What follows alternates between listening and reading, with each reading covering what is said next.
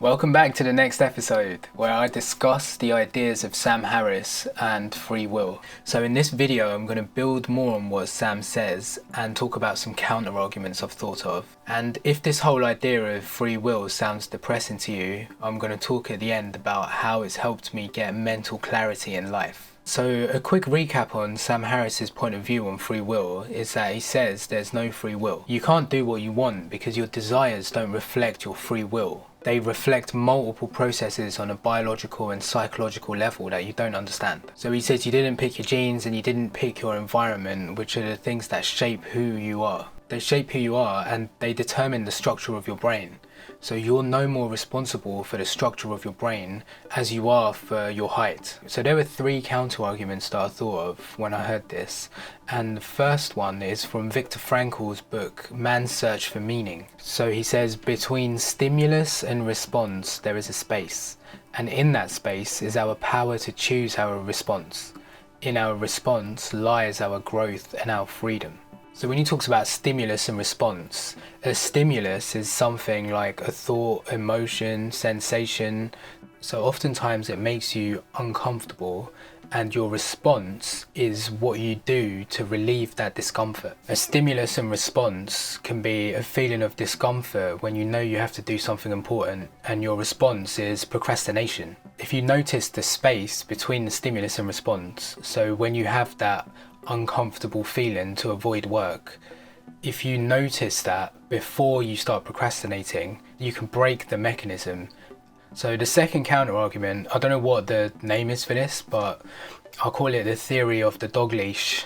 So if you imagine a dog on a leash, they can move freely, but only within a certain range allowed by the leash. So in the same way, you could say that humans have free will in regards to our immediate surroundings, but ultimately we're restrained by the leash, which represents our genes and environment and the structure of our brain. The more we interact with our environment, the more we learn from the environment, and the more freely we're able to move around in it. So the more information we have about the environment, the more free will we have, because we're better able to predict and control reality rather than reality controlling us.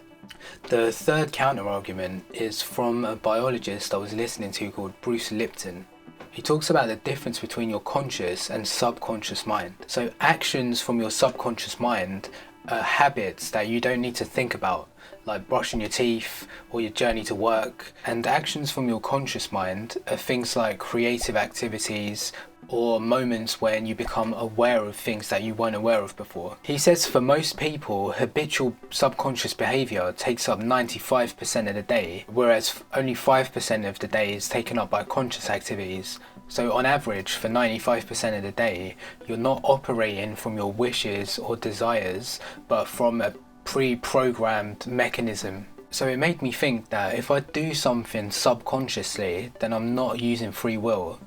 And if I do something consciously, then I am. So free will occurs when I become self-aware and stop the environment from dictating my actions. So say for example I'm ordering food on Uber Eats and normally I'd go for a pizza, but my conscious mind kicks in and I decide that I want something healthy. So these counter arguments sound strong, but ultimately I don't fully see them as being true. So I think the ability to make decisions with zero influence from your outside environment is impossible. So when thinking about the 5% of activities in the day as being conscious free will, it sounds plausible, but still everything that we decide to do has come from events in our brain that we didn't intend or had no awareness of. Something Sam Harris mentions is if you're going between two things and you choose one, it feels a lot like you chose it, but ultimately you don't choose to choose what you choose. So I didn't choose for my conscious mind to kick in and decide to order a poke bowl instead of a pizza. So ultimately he's saying you don't choose to choose anything that you do. And it can sound quite bizarre and disconcerting. For me, I felt like I'm a marionette, you know, like those puppets with the strings. So there's a different frame to view it in, which can be liberating. So the way I found it to be liberating is listening to loads of famous people, like artists, musicians, footballers, who don't take credit for their accomplishments. Like Stevie Wonder, for all the songs that he wrote, He said he never wrote them. Like, he just opened himself up and allowed like the source of creative energy to write it for him.